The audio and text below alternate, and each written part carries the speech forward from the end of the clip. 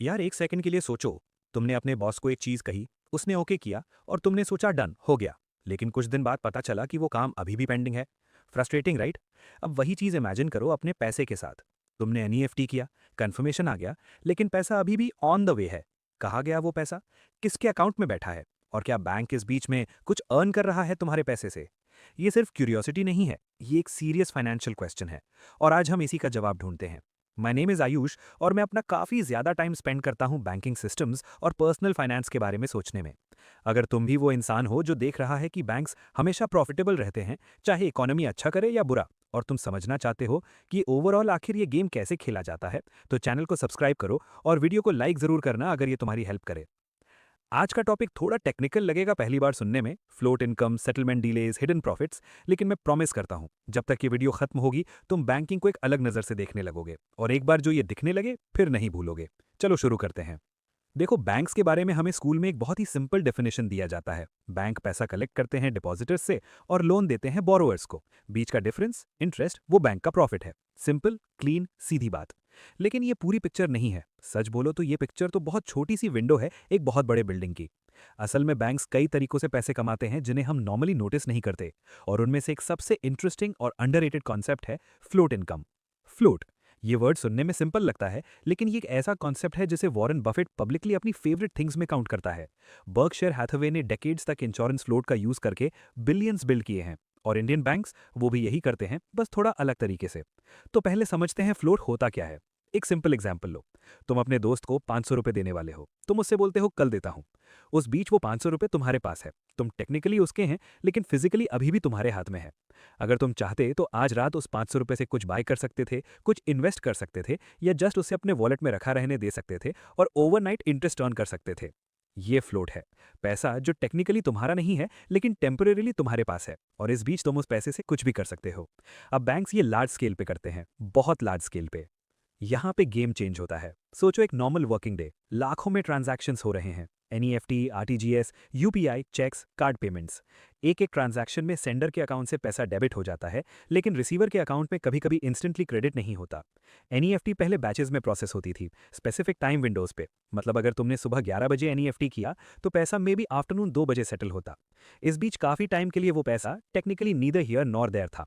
Technically it was in transit, और इस in transit period में क्लियरिंग हाउस या बैंक के पास टेम्परेरीली वो फंड्स होते हैं।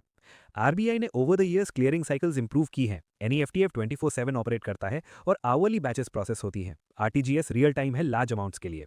लेकिन कंप्लीट पिक्चर यहां भी एंड नहीं होती, क्योंकि फ्लोट सिर्फ पेमेंट डीलेज में नहीं होता। अब आता है सबसे इंटरेस्टिंग पार्ट। सोचो करंट अकाउंट और सेविंग्स अकाउंट डिपॉजिट्स के बारे में। इन्हें कलेक्टिवली कासा डिपॉजिट्स कहते हैं, current account, savings account. CASA float एक अलग बीस्ट है। जब तुम अपने सेविंग्स अकाउंट में पैसे डालते हो, बैंक तुम्हें इंटरेस्ट देता है, टिपिकली 2.5% से 4% के बीच में, डिपेंडिंग ऑन द बैंक। लेकिन वो पैसा ओवरनाइट कहीं नहीं बैठता। बैंक उस पैसे को यूज करता है लोन्स के लिए, इन्वेस्टमेंट्स के लिए, short term money market instruments के लिए, जहां रिटर्न्स इजीली 6, 7, 8% या ज्यादा हो सकते हैं। मतलब बैंक 3% पे पैसा ले रहा है, 7, 8% पे डिप्लॉय कर रहा है। ये स्प्रेड, ये डिफरेंस बैंक का फ्लोट इनकम है। और करंट अकाउंट्स में तो बैंक्स जीरो इंटरेस्ट देते हैं, जीरो। मतलब वो पैसा literally free cost of funds है। बैंक उस पैसे को लोन मार्केट में या गवर्नमेंट सिक्योरिटीज में लगाता है और रिटर्न अर्न करता है। Pure profit. अब सोच कितना स्केल पे होता है ये। इंडिया में कुल बैंक डिपॉजिट्स 2026 में रफली 200 लाख करोड़ के आसपास हैं। इनका एक सिग्निफिकेंट पोर्शन कासा डिपॉजिट्स हैं। एसबीआई, एचडीएफसी, आईसीआईसीआई, इनकी कासा रेशियोज 40 से 50% के बीच होती हैं। मतलब रफली आधा पैसा या तो सेविंग्स अकाउंट्स में है या करंट अकाउंट्स में, जहां बैंक को इंटरेस्ट देना या तो कम है या बिल्कुल नहीं। इस फ्लोट से बैंक कितना अर्न करता है? एग्जैक्ट नंबर्स हर बैंक के फाइनेंशियल्स में होते हैं, नेट इंटरेस्ट मार्जिन के फॉर्म में। इंडिया के मेजर बैंक्स की नेट इंटरेस्ट मार्जिन टिपिकली 3 से 4.5% के रेंज में होती है। करोड़ नहीं, लाख करोड़ में। ये फ्लोट का पावर है। लेकिन यहाँ पे एक चीज़ और है जो लोग यूजुअली मिस करते हैं। Check clearance. हाँ, चेक्स अभी भी इंडिया में यूज होते हैं। Property transactions, business payments, rent, specially older generation और सेमी अर्बन एरियाज में चेक्स कॉमन है। अब सोचो, तुम एक चेक देते हो किसी को, वो आज उसे बैंक में डिपॉजिट करता है। बैंक उस चेक को प्रोसेस करता है क्लियरिंग साइकिल के थ्रू। फॉर्मली तो 1-2 दिन लगते हैं, बट इफेक्टिवली कुछ ज्यादा भी हो सकता है, डिपेंडिंग ऑन टाइमिंग्स। उस विंडो में टेक्निकली तुम्हारा पैसा अभी भी तुम्हारे अकाउंट में शो हो सकता है, क्योंकि चेक अभी क्लियर नहीं हुआ और रिसीवर के अकाउंट में अभी तक आया नहीं। ये फ्लोट विंडो है। लार्ज बिजनेसेस और कॉर्पोरेशंस के लिए ये float window millions of rupees represent करता है, शॉर्ट टर्म लेकिन रियल। चलो अब एक और डिमेंशन देखो, मर्चेंट पेमेंट्स। तुम क्रेडिट कार्ड या डेबिट कार्ड से कुछ बाय करते हो, स्टोर पे ट्रांजैक्शन कंप्लीट हो जाता है, तुम्हारा पैसा डेबिट हो जाता है ऑलमोस्ट इमीडिएटली, या क्रेडिट कार्ड बिल में आ जाता है। लेकिन मर्चेंट के अकाउंट में पैसा कब आता है? टिपिकली 1 से 3 बिजनेस डेज बाद, सेटलमेंट साइकिल। इस बीच वो पैसा पेमेंट प्रोसेसर के पास, बैंक के पास फ्लोट में बैठा हुआ है। इंडिया में डिजिटल पेमेंट्स ने इनसेन ग्रोथ देखी है। यूपीआई ट्रांजैक्शंस अलोन 2026 में मंथली वॉल्यूम 20 लाख करोड़ से काफी ऊपर जा चुका है। Even if average settlement cycle सिर्फ एक दिन का है, एक एक दिन के फ्लोट पे इवन मिनिमल रिटर्न अक्रॉस इस स्केल पे बहुत बड़ा नंबर बनता है। ये बैंक्स और पेमेंट प्रोसेसर्स दोनों के लिए वैल्यूएबल है। देखो, अब तुम सोच रहे होगे कि यार ओके, तो बैंक्स फ्लोट से पैसा कमाते हैं तो मुझे क्या, मैं तो सिर्फ अपना अकाउंट यूज करता हूं। वैलिड क्वेश्चन, और मैं इसका ऑनेस्ट जवाब दूंगा।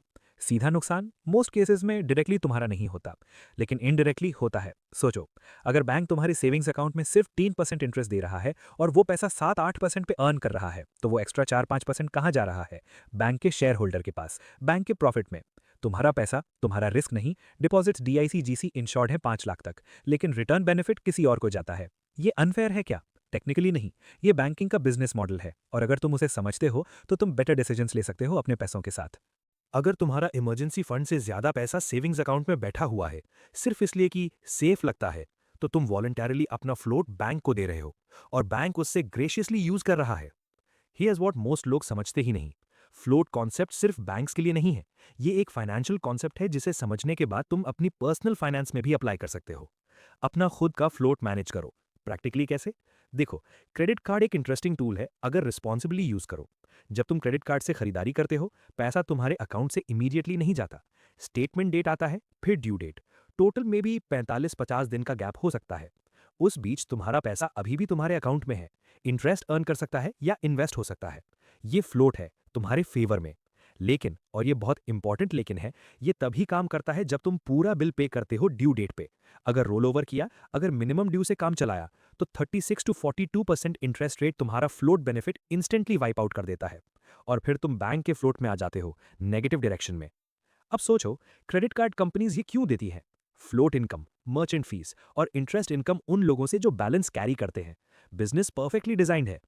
चलो अब एक स्टेप और आगे बढ़ते हैं। ये जो फ्लोट इनकम है बैंक्स की, ये सिर्फ थ्योरेटिकल नहीं है। ये डायरेक्टली रिफ्लेक्ट होता है बैंक के एनआईआई में, नेट इंटरेस्ट इनकम में। और एनआईआई की ग्रोथ ट्रैक करो, तुम क्लियरली देख सकते हो कि जब कासा रेशियो हाई होती है, एनआईआई मार्जिन्स बेटर होते हैं। एचडीएफसी बैंक, इंडिया की मोस्ट प्रॉफिटेबल प्राइवेट बैंक की ये डिफाइनिंग स्ट्रेंथ हिस्टोरिकली उसकी हाई कासा रेशियो रही है। चीप डिपॉजिट्स, ज्यादा फ्लोट, बेटर मार्जिन्स। ये वजह है कि एनालिस्ट्स बैंक्स को इवैल्यूएट करते वक्त सिर्फ लोन बुक नहीं देखते, Kasa ratio, NIM, net interest margin, float related matrix सब देखते हैं। अब अगर तुम किसी बैंक का स्टॉक कंसिडर कर रहे हो या सिंपली अपना बैंक चूज कर रहे हो, तो ये नंबर्स मैटर करते हैं। एक बैंक जिसके पास स्ट्रॉन्ग कासा बेस है, उसके पास चीपर फंड्स है, बेटर प्रॉफिटेबिलिटी है और ठीक फाइनेंशियल हेल्थ है इन जनरल। सच बोलूं तो ये पूरी सिस्टम एक बार जब समझ आए तो फ्रस्ट्रेटिंग भी लगती है, क्योंकि फील होता है कि बैंक्स ऑलवेज विन। और एक लेवल पे हाँ, बैंक स्ट्रक्चरली एडवांटेज में होते हैं। वो एक तरफ कस्टमर डिपॉजिट्स यूज करते हैं नियर जीरो या लो कॉस्ट पे, दूसरी तरफ हाई रिटर्न्स अर्न करते हैं। लेकिन, और ये वो पर्सपेक्टिव है जो मैं चाहता हूं तुम लेके जाओ, इस नॉलेज को तुम डिसएम्पावरमेंट की जगह एम्पावरमेंट की तरह यूज कर सकते हो। एक, अपना आइडल कैश मिनिमाइज करो सेविंग्स अकाउंट में। इमरजेंसी फंड अलग रखो, वो जरूरी है, लेकिन बाकी पैसा वर्क करना चाहिए तुम्हारे लिए। Liquid mutual funds, short term debt funds या एफडीज जो सेविंग्स अकाउंट से बेटर रिटर्न्स देते हैं। 2, क्रेडिट कार्ड फ्लोट समझो और रिस्पॉन्सिबली यूज करो। 45-50 दिन का इंटरेस्ट फ्री पीरियड एक रियल बेनिफिट है अगर तुम्हारा डिसिप्लिन सॉलिड है। 3, सैलरी अकाउंट और इन्वेस्टमेंट अकाउंट अलग रखो मेंटली। सैलरी आते ही पहले इन्वेस्टमेंट्स, बाकी खर्च। अगर बैंक के कासा में तुम्हारा पैसा महीनों तक बैठा रहता है, तो तुम बैंक के लिए फ्लोट प्रोवाइड कर रहे हो बिना कोई रियल बेनिफिट लिए। 4, चेक्स और ओल्ड सेटलमेंट सिस्टम से जहां पॉसिबल हो फास्टर मैकेनिज्म्स पे शिफ्ट करो। RTGS for large amounts, UPI for day to day. Float window जितनी छोटी, उतना less your money sits in someone else's system. अब तुम सोच रहे होगे कि यार ये सब तो टेक्निकली सही है, लेकिन प्रैक्टिकली इतना फर्क पड़ता है क्या? मैं नॉर्मल इंसान हूं, मेरा पैसा लाख 2 लाख का है, ये बैंक्स वाले बिलियंस में खेलने वाले हैं। मैं समझता हूं ये फीलिंग, लेकिन कंसिडर दिस। अगर तुम्हारा 1 लाख रुपए सिर्फ सेविंग्स अकाउंट में बैठा है एट 3%, एक साल में 3,000 रुपए मिलेंगे। सेम 1 लाख रुपए लिक्विड म्यूचुअल फंड या शॉर्ट टर्म डेट फंड में एट रफली 6 to 7%, तो 6,000-7,000 रुपए मिलेंगे। डिफरेंस 3,000 से 4,000 रुपए पर ईयर। ये एक महीने का ग्रोसरी बिल हो सकता है, या एक स्मॉल एसआईपी की इंस्टॉलमेंट, या इमरजेंसी फंड के लिए बफर। और ये सिर्फ एक साल का मैथ है, 1 लाख का। स्केल इट, ज्यादा पैसा, ज्यादा टाइम, कंपाउंडिंग शुरू होता है, स्नोबॉल इफेक्ट। हाँ, बैंक सिर्फ 3,000 से 4,000 रुपए ले गया, लेकिन ये तुम्हारा 3,000 से 4,000 रुपए था। बैंक के लिए ये फ्लोट इनकम का एक टाइनी पीस था। तुम्हारे लिए ये रियल मनी थी जो तुम अर्न कर सकते थे। और यहाँ पे मैं एक बात और करना चाहता हूँ क्लियर, फ्लोट इनकम कोई कंस्पिरेसी नहीं है। ये बैंकिंग का लेजिटिमेट, लीगल और इकोनॉमिकली इंपॉर्टेंट पार्ट है। बैंक्स फ्लोट का यूज करते हैं क्रेडिट क्रिएट करने के लिए, बिजनेसेस को लोन्स मिलते हैं, लोग घर खरीदते हैं, इंफ्रास्ट्रक्चर बिल्ड होता है। फ्लोट बैंकिंग सिस्टम का लुब्रिकेंट है। प्रॉब्लम तब नहीं है जब बैंक्स फ्लोट यूज करते हैं। प्रॉब्लम तब है जब हम एज कंज्यूमर्स इस मैकेनिक को समझते नहीं और फिर अननोइंगली सब ऑप्टिमल डिसीजंस लेते रहते हैं। फाइनेंशियल लिटरेसी का यही तो पॉइंट है, ये जानना कि सिस्टम कैसे काम करता है। इसलिए नहीं कि उससे हेट करो, इसलिए कि तुम इसके अंदर बेटर नेविगेट कर सको। देखो, मैं जानता हूं ये वीडियो थोड़ी डिफरेंट थी from usual personal finance content. यहाँ कोई 10 टिप्स टू बिकम रिच नहीं था, कोई शॉर्टकट फॉर्मूला नहीं था। बट ये एग्जैक्टली वो चीज़ है जो मुझे लगता है लोग मिस करते हैं। जब तुम सिर्फ सेव मोर इन्वेस्ट मोर सुनते रहते हो, बिना अंडरस्टैंडिंग किए कि मनी सिस्टम्स एक्चुअली कैसे काम करते हैं, तो तुम एक प्लेयर की तरह खेल रहे हो बिना रूल्स जाने। तुम टेक्निकली पार्टिसिपेट कर रहे हो, लेकिन एडवांटेज कंसिस्टेंटली दूसरे की तरफ जा रहा है। आज के बाद जब भी तुम अपना बैंक स्टेटमेंट देखना, उस आइडल बैलेंस को नजर से मत चलाना। वो नंबर रिप्रेजेंट करता है फ्लोट जो तुम बैंक को दे रहे हो वॉलंटैरिली। और अगर तुम डिसाइड करो कि वो पैसा बेटर जगह काम करे, कोई म्यूचुअल फंड, कोई एफडी, कोई लिक्विड इंस्ट्रूमेंट, तो तुम इफेक्टिवली फ्लोट को अपनी तरफ वापस ले रहे हो। ये एक छोटा डिसीजन लगता है, लेकिन सालों के जरिए कंसिस्टेंट रहेगा तो रिजल्ट्स रियल होंगे। अगर आज तुम ये समझ गए फ्लोट क्या होता है, बैंक्स कैसे यूज करते हैं और तुम उसे अपने फेवर में कैसे देख सकते हो, तो ऑनेस्टली तुम ऑलरेडी उन 90% लोगों से आगे हो जो बस अपना पैसा अकाउंट में डालते हैं और सोचते हैं कि वो फाइनेंशियली रिस्पॉन्सिबल है। रिस्पॉन्सिबल होना सिर्फ पैसा नहीं डालना होता। रिस्पॉन्सिबल होना ये समझना होता है कि वो पैसा कहाँ जाता है, कौन यूज करता है और तुम उसे बेटर कैसे पुट टू वर्क कर सकते हो। ये वीडियो हेल्पफुल लगी हो तो लाइक करो। सीरियसली, ये चैनल को ग्रो करने में हेल्प करता है। और अगर आप जानते हो किसी को जिसे बैंकिंग या फाइनेंस बोरिंग लगती है, उन्हें ये वीडियो भेजो, क्योंकि बोरिंग सिर्फ तब लगती है जब समझ नहीं आता। समझ आने के बाद ये सब फैसिनेटिंग हो जाता है। मैं आयुष, अगले वीडियो में मिलते हैं।